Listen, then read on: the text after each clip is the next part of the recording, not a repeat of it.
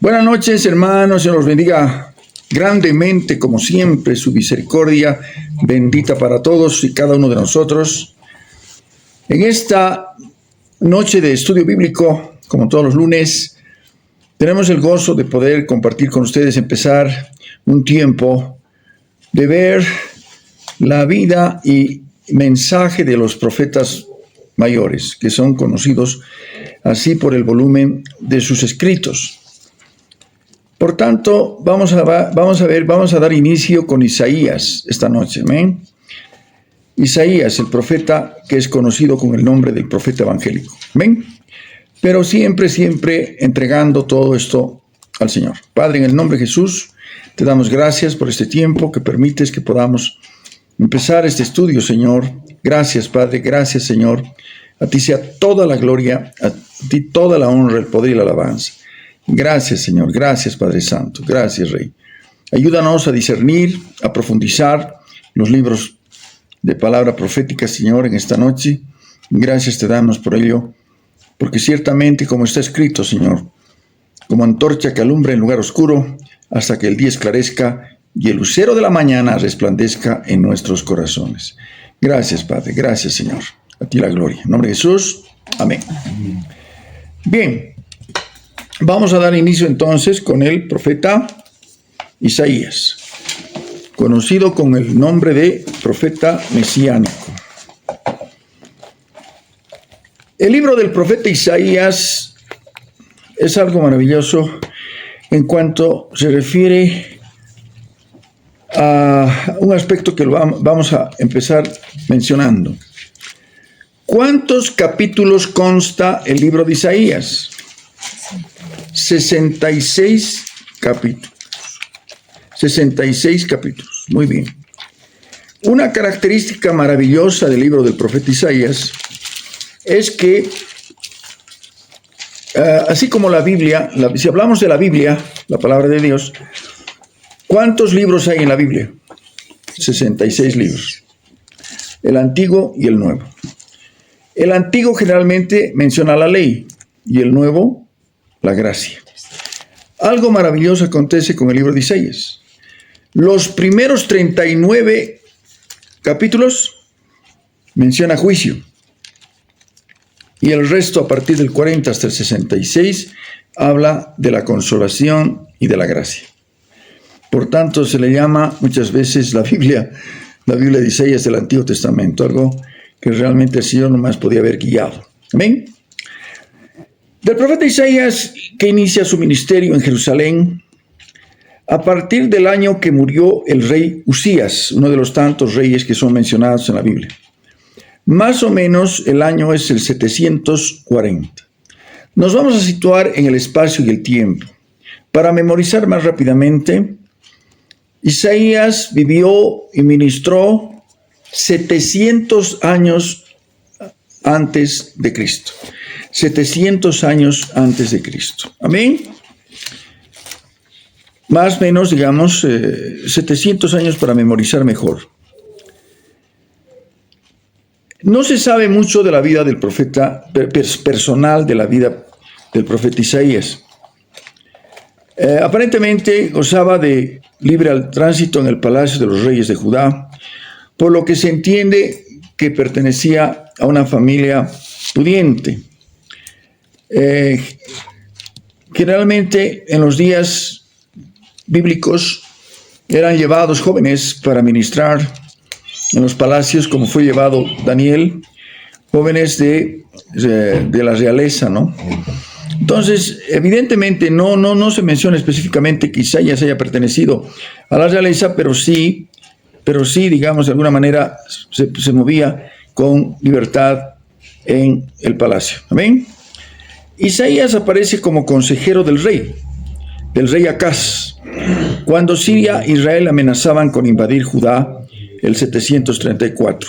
Amén. Vamos a partir de otro aspecto muy importante. ¿Qué significa Isaías? Isaías quiere decir el Señor salva, quien probablemente fue el mayor de todos los profetas escritores.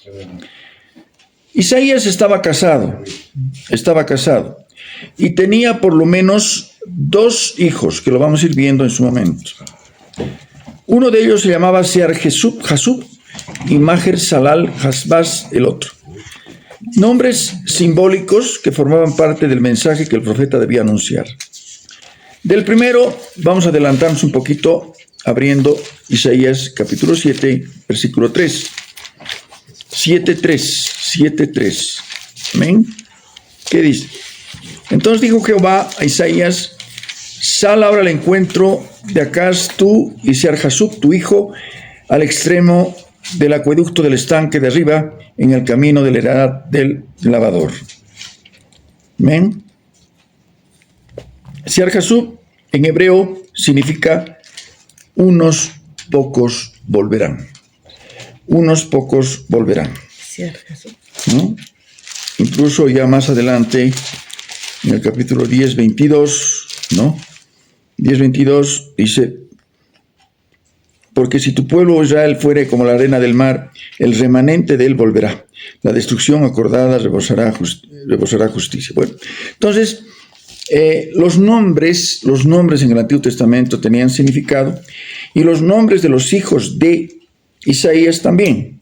Sear-Jasub significa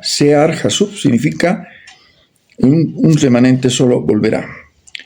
Maher-Salal-Hasbaz, que es el otro nombre, que está en el capítulo 8, versículo 1, ¿no?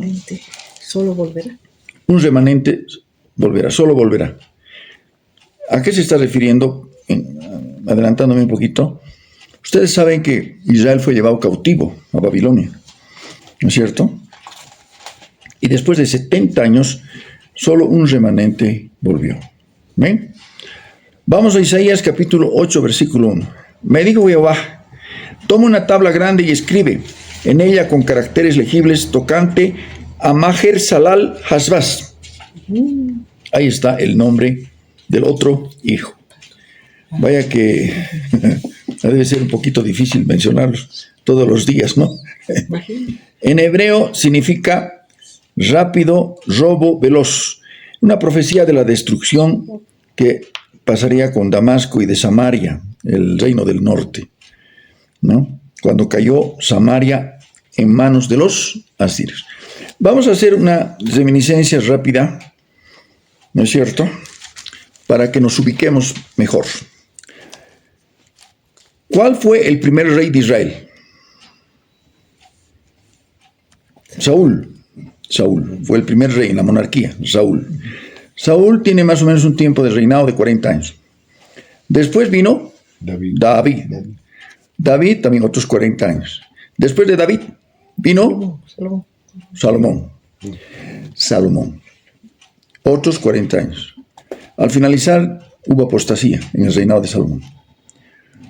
Vinieron mujeres extranjeras, inclinaron su corazón, y lamentablemente el Señor derramó ira, su enojo, dividió el reino. Con Saúl, David y Salomón era un solo reino. Pero ya con Salomón el reino se dividió en 2. Reino del norte y reino del sur. El reino del norte era, su nombre, Israel, y su capital, Samaria. El reino del sur, Judá, y su capital, Jerusalén. En el sur quedaron solo 2 tribus. En el norte, el resto. Amén. En el resto, en el norte. Por eso es que hay primera y segunda de reyes. Reyes del norte, reyes del sur. Ninguno de los reyes del norte fue bueno. Todos un desastre. Los reyes del sur hubieron algunos buenos. Y esos son mencionados también en la palabra. Amén. Ahora bien, en la historia bíblica, encontramos que el imperio que dominaba el mundo antiguo conocido en los días de Isaías era Asiria, el imperio asirio. Dominaba el mundo antiguo conocido. Hay mapas que muestran los límites que tenía ese tremendo imperio. Pero una vez ya estando Asiria como imperio, aparece otro que empieza a crecer, y es Babilonia. Y con el tiempo, los babilonios dominaron a los asirios. Ahora bien, Cuando estaba en vigencia el reino del norte, que hemos dicho que es Israel, con su capital Samaria, realmente el Señor levantaba profetas y les decían que se arrepientan, que dejen de hacer lo que estaban haciendo, pero no escucharon. Y el Señor levantó a los asirios para dominar el reino del norte. El primer reino que cayó fue el reino del norte, el 722. Cuando vio esto, dice la profecía, dice, viendo su hermana, el reino del sur, que eso había pasado con el reino del norte, ni así se volvieron y se arrepintieron, siguieron haciéndolo. 100 años más les dio para que cambien de actitud. Pero como ya Asiria había sido conquistado por los babilonios después de tiempo, los que vinieron contra el reino del sur fueron los babilonios. ¿Quién? Un personaje conocido con el nombre de Nabucodonosor. Sitió Jerusalén y ¿no es cierto? El 586 cayó el reino del sur. Entonces, si vemos en el sentido este, vemos a un Isaías 700 años antes de Cristo, logró profetizar la caída del reino del norte, pero también llegó a profetizar que pasaría esto con el reino del sur. ¿Ven? Ahora bien, vamos entonces nuevamente a ver un poquito más acerca de este aspecto que son mencionado en el libro del profeta Isaías. Vamos, la parte primera que hemos dicho, los primeros 39 capítulos. Los primeros 39 capítulos son juicio del Señor. El justo juicio de Dios por un pueblo extremadamente rebelde, como el de Israel. A partir del 40, más adelante, es la segunda parte del libro, se conoce como el libro de la consolación de Israel. Comienza con la realidad del cautiverio del pueblo de Judá en Babilonia, profetizó esto. En otras palabras, en estos capítulos puede verse una situación muy diferente de la que presentan la primera parte, donde el pueblo de Judá vivía bajo la amenaza de los asirios.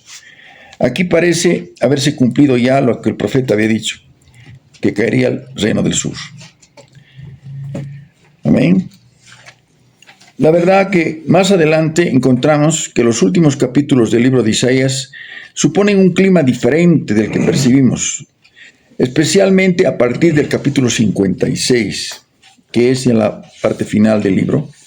El pueblo parece tener ya de regreso en Jerusalén después del cautiverio en Babilonia. Esto lo profetizó Isaías. Por eso es que realmente es algo maravilloso en la palabra de Dios, cómo el profeta ve a la distancia, ¿no?, lo que iba a pasar. En una ciudad en vías de ser reconstruida, problemas antiguos y nuevos manifiestan el diario venir de la vida del pueblo. Aquí el profeta condena los pecados del pueblo, llama al arrepentimiento y promete que Dios va a salvar a su pueblo.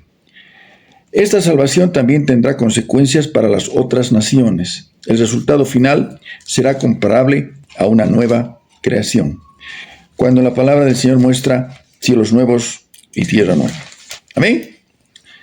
Bien. Decimos que Isaías es considerado el profeta mesiánico porque tiene capítulos que son extraordinarios en cuanto se refiere a la mención del Mesías que iba a llegar 700 años después. Los vamos a ir viendo con calma, pero antes vamos a encontrar cómo fue su llamado, el llamado del profeta Isaías. Isaías capítulo 6. Isaías capítulo 6. En su Biblia se va a tener un subtítulo que dice Visión y llamamiento de Isaías. En el año que murió el rey Usías, vio al Señor sentado sobre un trono alto y sublime, y sus faldas llenaban el templo. Algo que vemos con cierta frecuencia en las Escrituras es que aquel que asciende a la casa del Padre, lo que percibe es un trono alto y sublime. ¿Qué denota trono?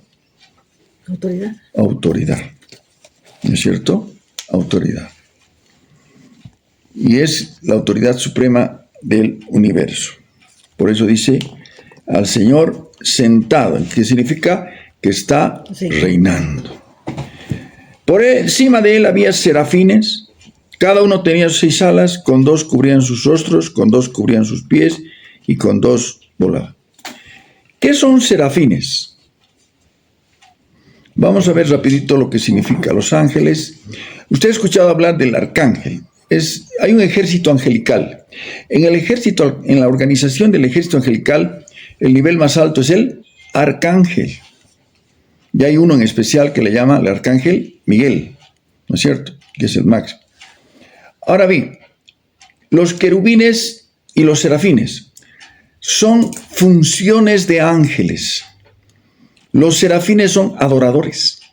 Los querubines son guerreros, defensores. ¿Amén? Ya. Por tanto, adoradores los serafines. Y dice, y daban voces diciendo, versículo 3, el atributo que en la Biblia hay varios atributos divinos, ¿no es cierto? Omnipresente, omnipotente, omnisciente. Omnipresente, el que está en todas partes, el omnipotente que todo lo puede y el omnisciente que todo lo sabe. Pero entre los atributos divinos, el que se repite 3 veces, ¿cuál es? Santo, santo, santo. Jehová de los ejércitos, toda la tierra está llena de su gloria. Y los quiciales de las puertas se estremecieron con la voz del que clamaba, y la casa se llenó de humo. ¿Qué dice el versículo 5? Entonces dije, ay de mí, que soy muerto, porque siendo hombre inmundo de labios y habitando en medio del pueblo que tiene labios inmundos, han visto mis ojos al Rey Jehová de los ejércitos. Pregunto, ¿esta promesa es para nosotros también? Sí. ¿Sí? Sí. ¿O no? Sí. ¿Cuándo? Cuando veamos en la presencia. Cuando con cuerpos glorificados en la casa del Padre lo veamos tal como es Él. Versículo 6. Voló hacia mí uno de los serafines, teniendo en su mano un carbón encendido, tomando del altar con unas tenazas, tocando con él sobre mi boca, dijo, he aquí que esto tocó tus labios y es quitada tu culpa y limpio tu pecado. Amén. Entonces dice el versículo 8, después oí la voz del Señor que decía, ¿a quién enviaré? ¿Quién irá por nosotros? Entonces respondí yo, heme aquí, envíame a mí. El llamado que le hace el Señor al profeta Isaías. Recordemos esto nada más, hermanos. El ministerio de profeta en el Antiguo Testamento era muy duro.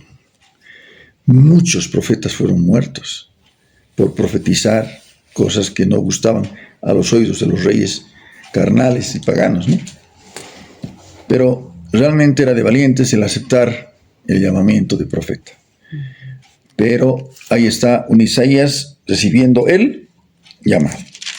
Bien, vamos a ir entonces a revisar aspectos del libro del profeta Isaías. Como hemos dicho, son 66 libros, amén, de los cuales vamos a tratar de extraer perlas preciosas. Usted está en la libertad de poder leer in extenso los 66 libros, que va a ser una bendición, le aseguro.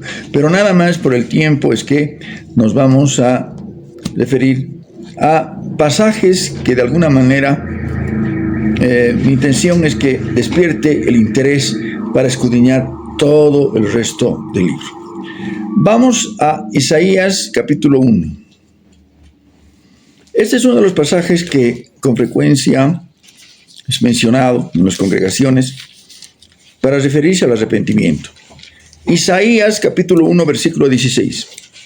Lavaos, limpiaos, quitad la iniquidad de vuestras obras de delante de mis ojos, deja de hacer lo malo, aprende a hacer el bien, buscad el juicio, restituid al agraviado, haced justicia al huérfano, amparad a la viuda. Recordando, hermanos, en el tiempo bíblico, las viudas eran un sector sumamente desprotegido. Amén. Ahí viene la promesa, versículo 18. Venid luego, dice Jehová, y estemos a cuenta. Si vuestros pecados fueren como la grana, como la nieve serán emblanquecidos. Si fueren rojos como el carmesí, vendrán a ser como blanca lana. Qué tremenda promesa, ¿verdad? Entonces, ahí vemos que es interesante este detalle. Versículo 18, vamos a revisar de nuevo. Estemos a cuenta. ¿Qué significa estar a cuentas con el Señor? Estar en paz con Dios. Estar en paz con Dios. Amén. Porque todo pecado separa al hombre de Dios. Enemista al hombre con Dios. Pero si confesamos nuestros pecados, Él es fiel y justo para perdonar nuestros pecados y limpiarnos de toda maldad. Amén. Gloria al nombre del Señor. Y vamos rápidamente a una promesa que da el Señor en el capítulo 2. Capítulo 2 del libro del profeta Isaías. Capítulo 2 del libro del profeta Isaías. Lo que vio Isaías, hijo de Amós, acerca de Judá y de Jerusalén. Acontecerá, subraya, en lo postrero de los tiempos. ¿Cuándo? En lo postrero de los tiempos, que será confirmado el monte de la casa de Jehová como cabeza de los montes. Será exaltado sobre los collados y correrán a él todas las naciones. A ver, vamos por partes. ¿Acontecerá cuándo? En lo postrero de los tiempos. ¿Qué está hablando? En los postreros días. Pero estamos viviendo los postreros días, ¿no? ¿Cuándo empezaron los postreros días? En Pentecostés. En los postreros días derramaré de mi espíritu sobre toda carne. Ya han pasado 2000 años de los postreros días, pero cada vez nos acercamos más al tiempo del cumplimiento de esto. ¿Cuándo va a ser el cumplimiento pleno? En el milenio. Si usted desea, le pone arribita milenio. Con lapicito o con punto, no sé. Milenio. Amén. Acontecerá en lo postrero de los tiempos que será confirmado el monte de la casa de Jehová como cabeza de los montes, será exaltado los collados y correrán a él todas las naciones. ¿Qué significa esto? ¿Qué monte se llama el monte donde estaba el templo? El templo judío. Monte Moriah. Moriah. M-O-R-I-A-H. Moriah. El monte Moriah. Ahí estaba situado el monte, el templo judío. Y habrá otra vez templo en el milenio. Y en ese templo estará reinando nuestro Señor Jesucristo en persona. En el milenio. Después de la gran tribulación. Cuando el Señor venga con nosotros, derrote al anticristo y nuevos cielos, nueva tierra. Y en el milenio el Señor reinará desde Jerusalén. Por eso, hermanos queridos, Jerusalén es tan combatido. El enemigo de las almas quisiera destruir totalmente Jerusalén, es desaparecer a Israel. ¿Por qué? Porque si desaparece Israel, habría problemas con la palabra profética. Pero dice, para que suceda eso, tendrían que desaparecer las estaciones. Dice. Ya no habría más estaciones, es imposible. El Señor guarda a su pueblo. Amén. ¿Qué dice el versículo 3? ¿Lo podemos leer? Vendrán muchos pueblos y dirán, venid, subamos al monte Jehová, a la casa del Dios de Jacob. Nos enseñará sus caminos y caminaremos por sus sendas. Fuerte, porque de Sión saldrá la ley y de Jerusalén la palabra de Jehová. ¿Qué tal? De Sión. ¿Sión qué es? Monte de Sión. Jerusalén. Sión es Jerusalén. Amén. Ahí está. Versículo 4. Juzgará entre las naciones y reprenderá muchos pueblos. Volverán sus espadas en rejas de arado y sus lanzas en hoces.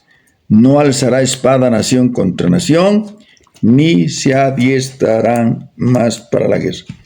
¿Qué estamos viendo hoy?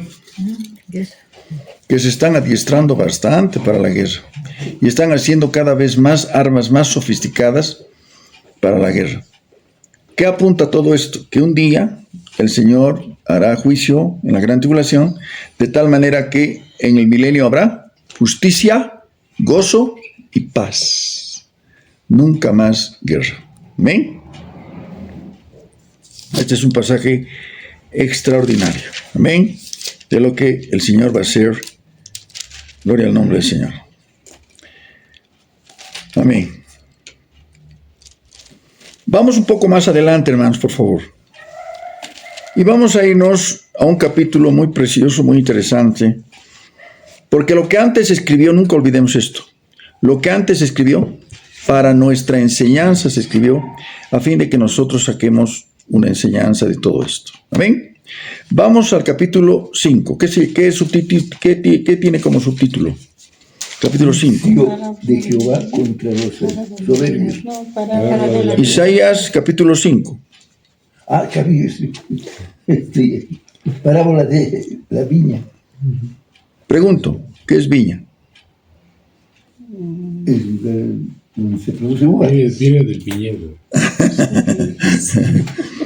¿Dónde están las vides, no? Ahora bien. Ahora dice el capítulo 5, versículo 1.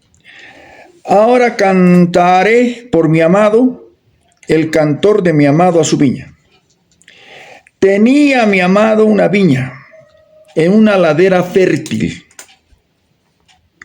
La había cercado, despedregado, plantado de vides escogidas, había edificado en medio de ella una torre y hecho también en ella un lagar, subraya, y esperaba que diese uvas y dio uvas silvestres.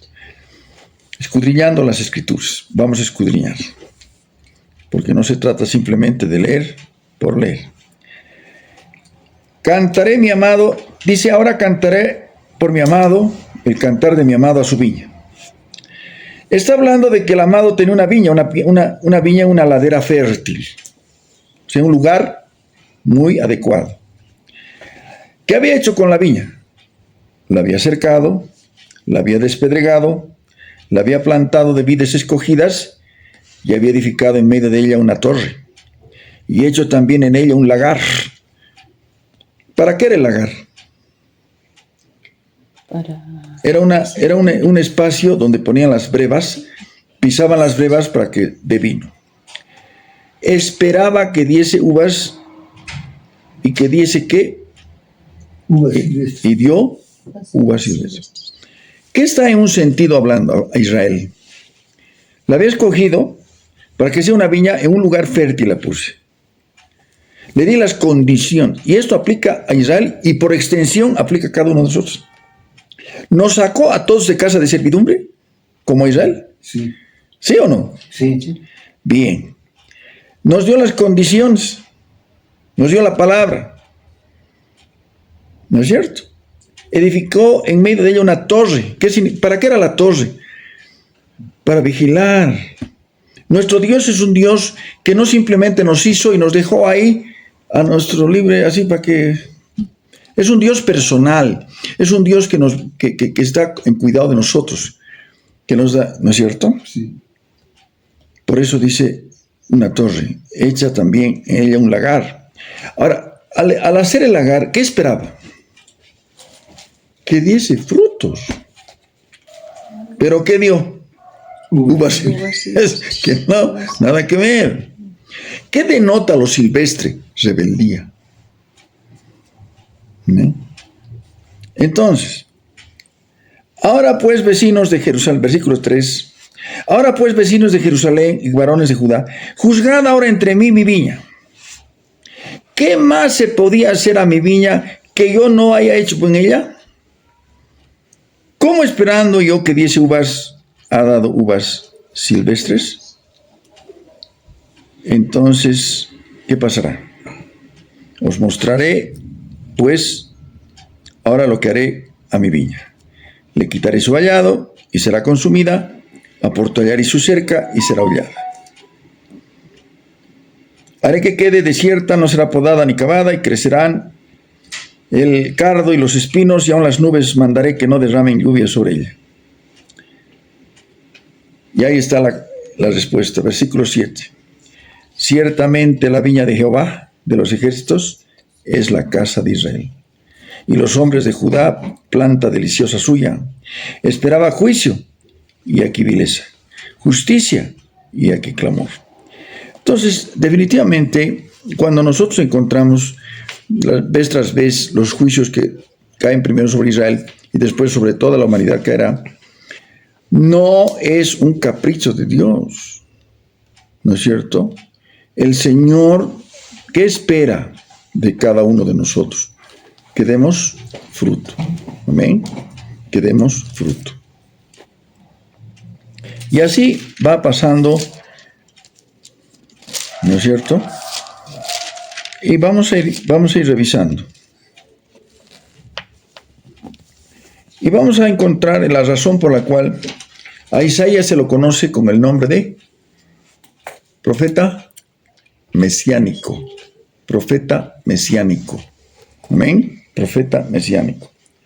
Isaías, capítulo 9, uno de los capítulos más bellos que existe en el libro del profeta Isaías.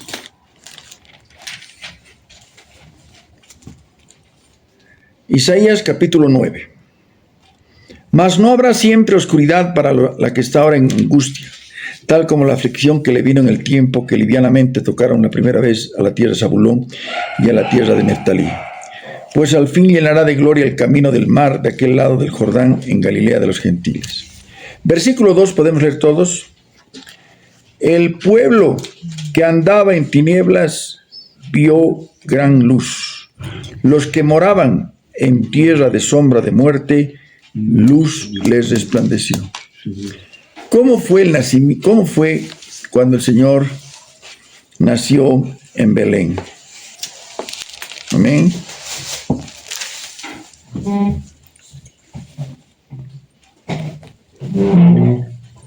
Dice, más adelante dice, Isaías capítulo 9, versículo 6. Leemos todos. Puede subrayar. Un niño nos es nacido, hijo nos es dado, el principado sobre su hombro. Se llamará su nombre admirable, consejero, Dios fuerte, Padre eterno, príncipe de paz. Lo dilatado de su imperio y la paz no tendrán límite sobre el trono de David y sobre su reino, disponiéndolo y confirmándolo en juicio y en justicia, desde ahora y para siempre. El celo de Jehová de los ejércitos hará esto. Mencionamos lo siguiente, hermanos queridos, y esto pido que nunca lo olviden. En este momento, hay dos reinos en la tierra. Siempre. El reino de Dios y el reino de Satanás. El mundo entero está bajo el maligno. El reino de Dios es invisible. El reino del otro es visible. ¿No es cierto? Lamentablemente, los gobernantes, la mayoría, supeditados al enemigo de las almas. Amén. Ahora bien, el reino de Dios, cuando vino el Señor Jesús, manifestó su poder. Por eso es que ¿qué le dijo a Nicodemo? Nicodemo cuando lo visita de noche. ¿Qué le dice? Es necesario nacer de nuevo. Es necesario nacer de nuevo. Porque si no naces de nuevo, no puedes ver ni entrar en el reino de Dios. Pregunto, ¿ahorita estamos en el reino de Dios? Sí. Estamos, pero la palabra nos dice que está dominado el mundo por el reino malvado. Hay que discernir. Sí. Amén. ¿Estamos o no estamos en el reino de Dios? Hemos recibido al Señor. Estamos. Lo que hemos recibido, ¿no? Es como el embajador. Por ejemplo, vamos a hablar del embajador del Perú. Viene a Bolivia compra un lugar y es la embajada del Perú. Cuando ese embajador llega a su embajada, entra a los edificio, está en el Perú, Sí, pero sigue en Bolivia.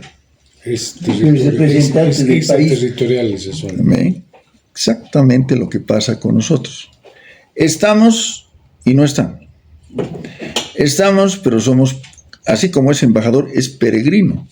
Cualquier rato se va, o no, o se va a quedar. Porque lo que está haciendo ese embajador es anunciar las virtudes de donde vino, del Perú. Y hablar lo mejor del Perú. O sea, decir, tienen que ir porque es embajador del Perú. Nosotros somos embajadores del reino. Un reino invisible. Este es embajador. El reino de Dios es la dimensión. Ahorita visible porque estamos reunidos. Porque estamos aquí los que amamos, tememos y servimos al Señor. Vamos afuera a la calle y no sabemos quién es quién. Porque en ese aspecto es invisible. Amén. Sabemos, ¿podemos decir que hemos visto al Señor? Sí.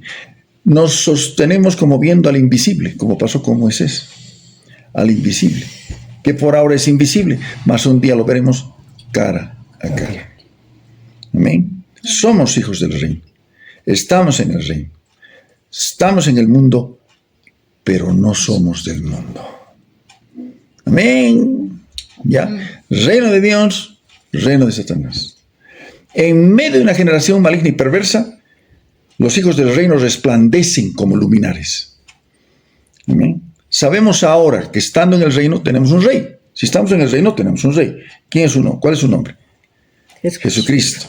Que además es, repita conmigo, admirable, consejero, Dios fuerte, Padre eterno, príncipe de paz.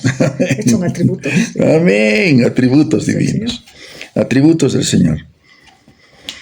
Cuando dice lo dilatado de su imperio que está en todas partes. Amén. Somos el Israel de Dios, no el Israel nacional, el Israel de Dios, ¿no es cierto? De toda raza, pueblo, nación y lengua, que confesamos a Jesucristo como Señor y Salvador y Rey de nuestras vidas. Amén. Amén. Amén. Amén. Gloria al nombre del Señor. Ahora bien, apuntando a eso, imagínense ustedes otra vez situándonos, no se olviden. ¿Cuándo vivió Isaías? 700 años. 700 años antes de... Son 7 siglos. 7 siglos antes ya escribió del Mesías, que cumpliría exactamente todo esto. Amén. Y es más, habló de algo que apuntaba a qué. Ni siquiera había pasado todavía, porque la perspectiva del profeta del Antiguo Testamento no veía... A ver, solamente como Juan el Bautista veía solamente en la profecía, veía la venida del Mesías, el juicio y el milenio. Punto. Amén. Por eso es que cuando vino el Señor Jesús, ya lo identifica como el Cordero de Dios que quita el pecado del mundo, y de pronto lo apresan en la cárcel y no hay juicio. ¿Qué ha pasado? ¿No es cierto? Por eso manda a decirle, Señor, ¿eres tú o esperamos a otro? Y el Señor dice, díganle a mi primo, porque era su primo, a Juan, que los cojos caminan, los sordos oyen, los ciegos ven, y el reino es anunciado. Que no se preocupe, que se está estableciendo un reino previo, el reino invisible de Dios. Por eso el Señor Jesús dijo, el reino de los cielos se ha acercado. No entendieron los discípulos cuando el Señor se iba a la diestra del Padre, cuando dijeron, Señor, ¿restaurarás en este tiempo el reino de Israel? Ellos anhelaban que ya el Señor restaure otra vez los días de David, cuando habían conocido el reino independiente, además, con Salomón, con riqueza, etcétera, y gloria. Restaurarás ya. No os toca a vosotros saber los tiempos y las edades que mi Padre puso en su sola potestad. ¿Qué significa eso? Tenía que pasar este tiempo que se llama la edad de la iglesia. La edad de la iglesia. La edad de la gracia. Va a haber un reino. Va a haber un reino en el milenio. El Señor va a reinar con su pueblo en Jerusalén. Amén. pero eso es en el milenio. Y ahí recién ese reino va a ser visible. Hoy, donde quiera que vayas, cualquier nación donde visites, ahí están sus ídolos, ahí están sus costumbres, ahí están sus tradiciones, ahí está todo.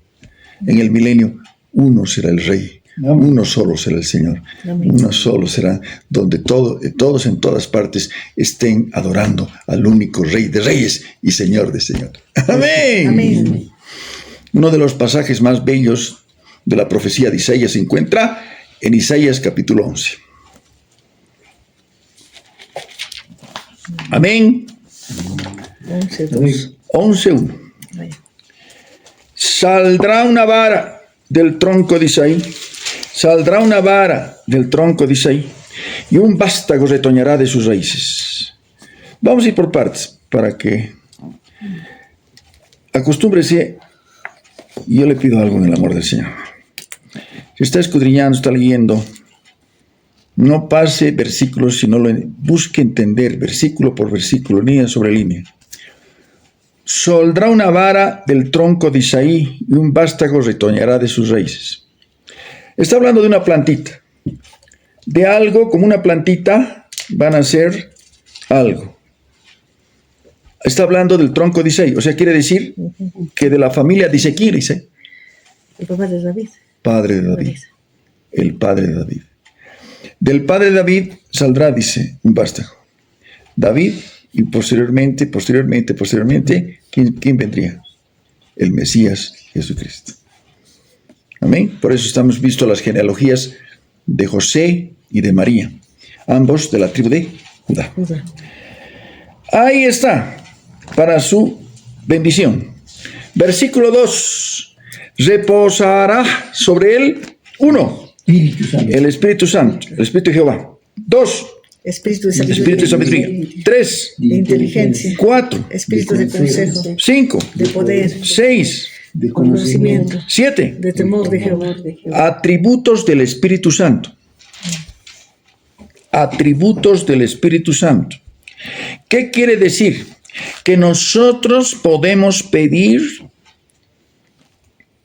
porque si bien son atributos de Dios, Él dispone para su pueblo que nosotros pidamos ser llenos del Espíritu de sabiduría, del Espíritu de inteligencia, del Espíritu de consejo, de poder, de conocimiento, y sobre todo en este tiempo que hace mucha falta, temor de Dios.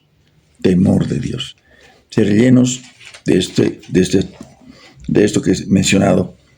Como 7 es la plenitud, es lo completo. Los atributos del Espíritu Santo de Dios. Y le hará entender diligente. Versículo 3. Le hará entender diligente en el temor de Jehová. No juzgará según la vista de sus ojos, ni arguirá por lo que oigan sus oídos. Esto me hace recuerdo al momento cuando Samuel fue a la casa de Isaí y le dijo, llama a tus hijos. ¿Cuántos hijos tenía? Isaí. Varios. La casa de David va para ungir a David 8. El primero apareció y era estampa de rey. Ya estaba abriendo el cuerno de aceite para ungirlo. No. El hombre ve lo que ve delante de sus ojos. El Señor ve el corazón. Por eso dice, no arguirá, juzgará con justicia a los pobres y arguirá con equidad por los mansos de la tierra. Será un justo juicio. Herirá la tierra con la vara de su boca y con el espíritu de sus labios matará al impío. Por eso es que el milenio va a ser un reino de justicia, gozo y paz. ¿Hay justicia ahora? No. ¿Hay o no? Ay, pero falsa. Trapo de inmundicia. Trapo de inmundicia, ¿no es cierto? Es terrible, terrible. Pero en el milenio hay realmente los que... Ahorita hay gente que tiene hambre y sed de justicia. ¿Sí? Va a ser satisfecha su justicia, porque ahí el impío será sujeto de juicio. Amén. Bueno. Versículo 5, ¿qué dice? será la justicia cinto de sus lomos y la fidelidad ceñidor de su cintura. Exactamente los detalles con los que vestía los jueces. Los jueces. Amén. Ahora mire usted cómo será en el milenio. El lobo con el cordero. Morará el lobo con el cordero, De apellido. De apellido. y el leopardo con el cabrito se acostará. El becerro y el león y la bestia doméstica andarán juntos. Un niño los pastoreará. ¿Qué entendemos por esto, hermanos queridos? Se va a Que ver la fiereza de los animales en el campo, en la selva, es producto de la caída. de la maldad. La maldad. Maldita es la tierra por tu causa. Cuando una maldición sea levantada, esto habrá. Ahorita un lobo puede estar con el cordero si lo cuida en su estómago. Vamos a poder jugar con el león, Polito. Mire, usted a ver, Con un león vamos a jugar. la vaca y la osa pacerán, Pasear. sus crías se echarán juntas. El león como el buey comerá paja. Ahora el león es carnívoro. El niño de pecho jugará sobre la cueva del áspid, y el recién destetado extenderá su mano sobre la caverna de la víbora. Leamos todos versículo 9. No harán mal ni dañarán en todo mi santo monte. Fuerte, porque la tierra será llena del conocimiento de Jehová, como las aguas cubren el mar. Como dice la alabanza, ¿no? ¿Hoy ocurre eso? No. La tierra será llena del conocimiento de Jehová. ¿Por qué hay tanto problema en tantos lugares? Por el desconocimiento del Señor. Ah, sí. ¿Por qué en casas, en hogares, en familias hay problemas? Porque desconocen al Señor. Él dice, la tierra será llena. ¿Cuál fue la oración, entre otras cosas, del Señor Jesús en Juan capítulo 17? Esta es la vida eterna, que te conozcan a ti, Padre, y a tu Hijo amado Jesucristo, a quien has enviado. Yo creo que esa debe ser la oración para nuestros seres queridos. Que te conozcan, Padre, que te conozcan. Amén. Amén. Gloria al nombre del Señor. Entonces ahí dice, acontecerá aquel tiempo, la raíz de Isaí, la cual estará puesta por pendón a los pueblos, será buscada por las gentes y su habitación será gloriosa. Cuando habla de habitación, está hablando de templo. ¿Cuántos templos han existido en la Biblia? La Biblia registra cuántos templos judíos. El primer templo, templo de Salomón. David quiso hacerle templo, pero dijo no, ha derramado mucha sangre. Tu hijo lo hará. Salomón levantó templo. Fue el templo de Salomón. Ese templo fue destruido. Más adelante, pues reedificado. ¿Verdad? Primero, digamos, uno que vino y hizo un modesto templo, pero apareció Herodes, que era un rey impuesto de Roma, y hermoseó, agrandó, hizo muy bello el templo, y le llaman el templo de Herodes. Es el templo que vio el Señor Jesús en sus días. Amén. Exactamente. Pero ahí viene lo siguiente. Era una de las maravillas del tiempo antiguo.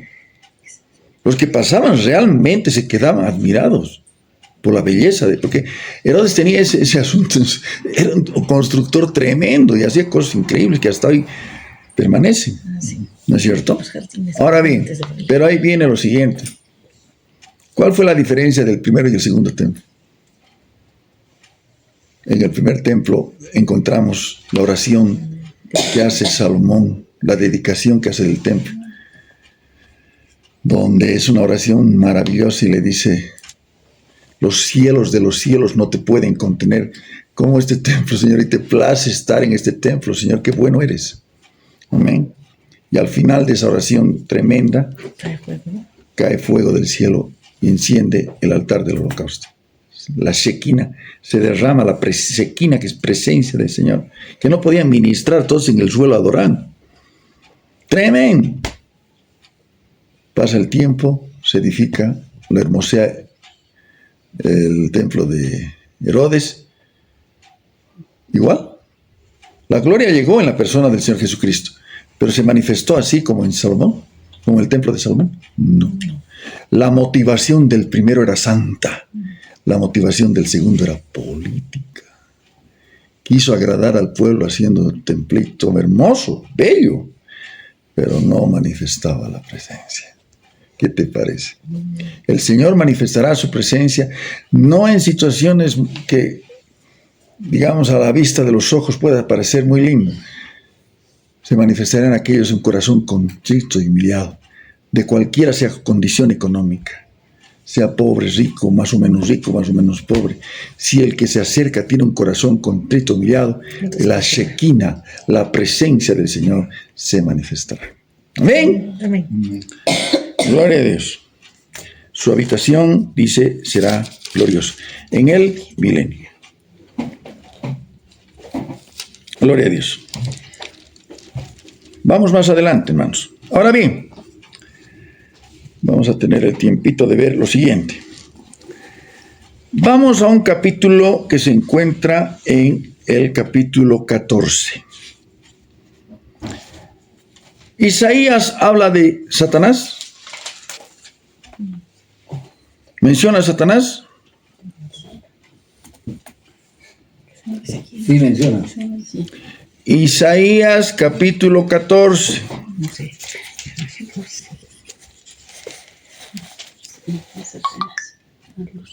Y la profecía describe la caída de Lucero. 14.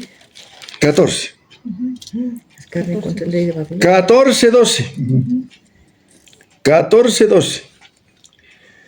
¿Cómo caíste del cielo, lucero, hijo de la mañana? Cortado fuiste por tierra, tú que debilitabas a las naciones. El nombre original de Satanás antes de su caída, Luzbel, lucero o ángel de luz. Era un ángel hermoso, bellísimo, De piedras. querubín, piedras preciosas era su vestidura. ¿Tú qué decías en tu corazón? ¿Qué decías? Subiré al cielo, en lo alto, junto a las estrellas de Dios, levantaré mi trono, y en el monte del testimonio me sentaré a los lados del norte. Sobre las alturas de las nubes subiré, subraya, seré semejante al Altísimo. Este no es el sentir de los tiranos, este no es el sentir de los dictadores. Ah, sí. Dioses, semidioses. Llegan a creerse dioses. Mas tú, derribado eres hasta el Seol, a los lados del abismo. Cuando dice Seol es las profundidades. ¿El infierno? No. Hemos alguna vez compartido acerca de la diferencia, ¿no? El Seol, el Hades, el lago de fuego, ¿no? Pero vamos a ver. Mas tú, derribado eres hasta el Seol, abajo, a los lados del abismo. Se inclinarán hacia ti los que te ven, te contemplarán diciendo: es este aquel varón que hacía temblar la tierra, que trastornaba los reinos, que puso el mundo como un desierto, que asoló sus ciudades y su raya, que a sus presos nunca abrió la cárcel. Aquel que está atado al enemigo de las almas, o ataduras del enemigo, ese carcelero nunca suelta a sus víctimas. A no ser que el Señor. A no ser que reciba a Jesucristo como Señor y Salvador, y el Señor le ordena: suéltalo, como hizo con nosotros. Amén. Y ahí está descrito, imagínense ustedes, hermanos. Isaías capítulo 14, versículo 12 al 17. Ahora bien, este pasaje tiene mucho que ver con otro, pero que se encuentra en otro libro. Ezequiel. Ezequiel, capítulo Ezequiel. La memoria. Ahí está. Pidámosle memoria. Ezequiel capítulo 28. Se van a acordar. Isaías 14 con Ezequiel capítulo 28. Ciertamente, el capítulo 28 empieza mencionando al príncipe de Tiro, o viene a ser, en otras versiones, el rey de Tiro. El rey de Tiro era un hombre extraordinariamente soberbio. Reyes paganos antiguos es terrible, soberbio. Y utiliza esta imagen del rey de Tiro para mencionar más adelante a Satanás. ¿No ven? Vamos a ver. Vino a mí palabra de Jehová diciendo: Hijo de hombre, di al príncipe de Tiro, así ha dicho Jehová el Señor, por cuanto se enalteció tu corazón y dijiste, ¿qué dijiste? Yo soy un Dios en el trono de Dios, estoy sentado en medio de los mares, siendo tú hombre y no Dios, y has puesto tu corazón como corazón de Dios. He aquí que tú eres más sabio que Daniel, no hay secreto que te sea oculto. Con tu sabiduría y con tu prudencia has acumulado riquezas, has adquirido oro y plata en tus tesoros. Con la grandeza de tu sabiduría en tus contrataciones has multiplicado tus riquezas, y a causa de tus riquezas se ha enaltecido tu corazón. Por tanto, así ha dicho Jehová el Señor: por cuanto pusiste tu corazón como corazón de Dios, por tanto aquí yo traigo sobre ti extranjeros, los fuertes de las naciones, que desvainarán sus espadas contra la hermosura de tu sabiduría y mancharán tu esplendor. Al sepulcro te harán descender y morirás con la muerte de los que mueren en medio de los mares. Hablarás delante del que te mate diciendo: yo soy Dios, tú hombre eres, y no Dios en la mano de tu matador. Este cuadro es el que pasa con los dictadores cuando caen de sus tronos, ¿no? Que se creyeron dioses y resulta que no, pues nada que ver. Entonces, de muerte de incircuncisos morirás por mano de extranjeros, porque yo he hablado, dice el Señor. Ahora bien, este cuadro del rey de Tiro, el Señor utiliza más adelante para hablar de Satanás. Ya hemos visto Isaías 14. Ahora estamos viendo Ezequiel capítulo 28. ¿Vamos? Vino a mí, versículo 11, vino a mí palabra de Jehová diciendo: Hijo de hombre, levanta endechas sobre el rey de Tiro y dile: así ha dicho Jehová el Señor, tú eras el sello de la perfección. Ya hablando al enemigo. Tú eras el sello de la perfección, lleno de sabiduría, acabado de hermosura. No puede ser ya el rey de Tiro. ¿Por qué? Porque en el versículo 13, ¿qué dice? En Edén, en el huerto de Dios estuviste. ¿Acaso ahí estuvo el rey de Tiro? No, Satanás. Con la serpiente. En el huerto de Dios estuviste. De toda piedra preciosa era tu vestidura, de cornerina, topacio, jaspe, crisólito, berilo, ónice, zafiro, carbúnculo, esmeralda y oro. Ahora viene lo siguiente, hermanos queridos. Su vestidura era piedras preciosas. ¿Qué necesita la piedra preciosa para que la veas hermosa? Que la pulan. Y además, que refleje luz. Amén. Un diamante que lo muestras así nada más, no pasa nada. Pero si le pones luz por detrás, realmente manifiesta todas sus bellezas. ¿Qué hacía el enemigo de las almas, el ángel, el lucero? Reflejaba la gloria de Dios. Reflejaba la gloria de Dios. Pero un día, en vez de ser, dijo: solamente quiero ser reflector, quiero ser generador. ¿Amén? Y ahí está. Tú, querubín grande, protector. ¿Qué dice el versículo 14? Yo te puse en el santo monte de Dios. Allí estuviste. En medio de las piedras de fuego te paseabas. Perfecto. Perfecto eras en todos sus caminos, desde el día que fuiste creado, Hasta que subraya, hasta que se halló en ti maldad. La próxima vez que le pregunten si Dios ha creado la maldad, No. tienes la respuesta. ¿Dónde nació la maldad? En el corazón de Satanás. de Satanás. Hasta que se halló en ti maldad. Todo lo que Dios ha hecho es bueno. Amén. Amén. Amén. Amén, amén. A causa de la multitud de tus contrataciones, fuiste lleno de iniquidad y pecaste. Pastor, sí, la maldad nació en el corazón de Satanás, pero cuando vemos en personas que ejecutan, pero sin Por eso dice la misericordia, Biblia, no des lugar al diablo. La naturaleza caída, lamentablemente inclinada al pecado, a la maldad, ya ves, instrumento del enemigo de las almas. Causa de la multitud de tus contrataciones, fuiste lleno de iniquidad, pecaste, por lo que te eché del monte, te arrojé de entre las piedras de fuego, querubín protector. Se enalteció tu corazón a causa de tu hermosura, corrompiste tu sabiduría a causa de tu esplendor. Yo te arrojaré por tierra, delante de los reyes te pondré para que miren en ti. Ahora bien, definitivamente dice algo que puede subrayar. A causa de tu hermosura, corrompiste tu sabiduría. La sabiduría del mundo muchas veces corrompida.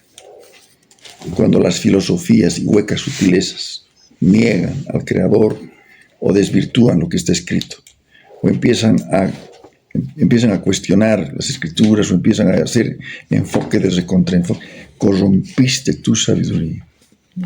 Amén. Hay sabiduría tremenda, hay gente muy sabia, pero cuando manifiestan cosas que van en contra de la voluntad de Dios, es una sabiduría corrompida.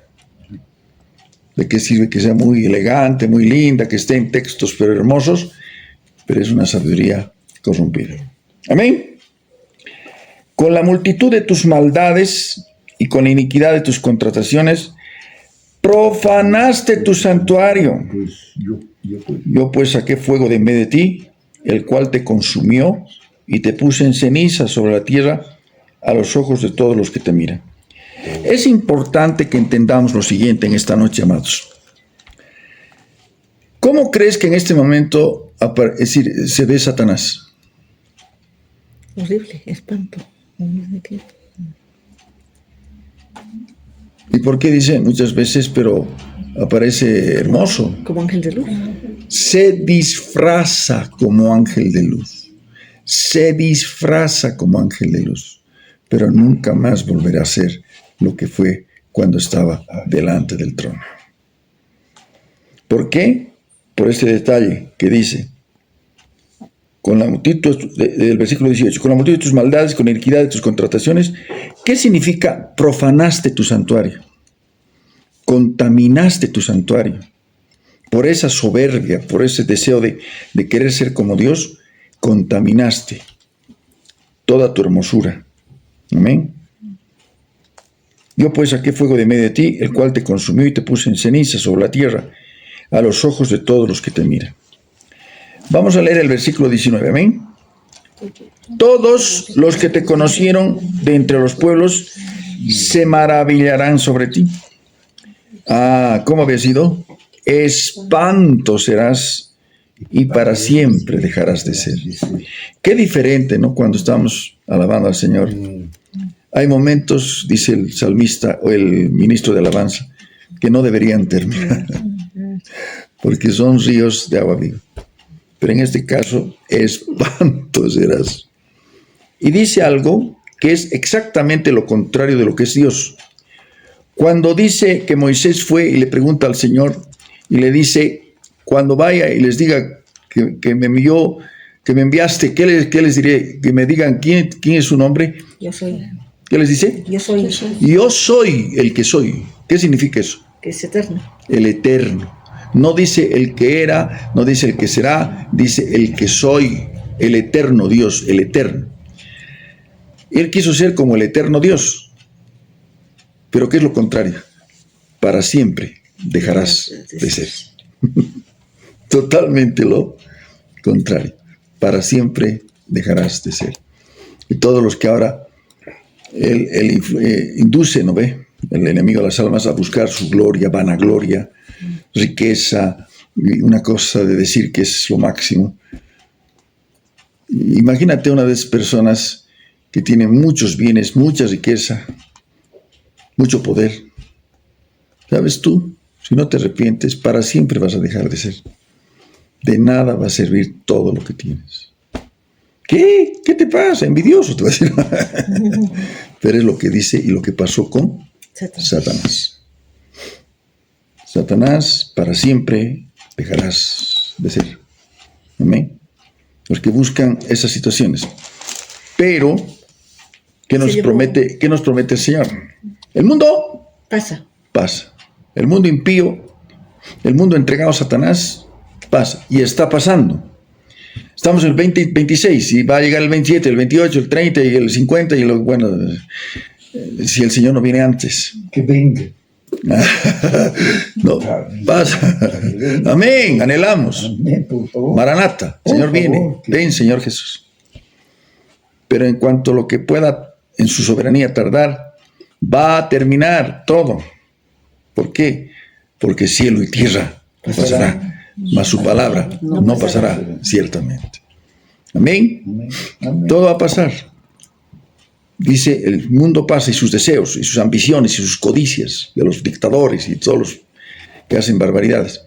Pero el que hace la voluntad de Dios permanece Para siempre. para siempre. ¿Por qué se llevó Satanás la tercera parte de los ángeles?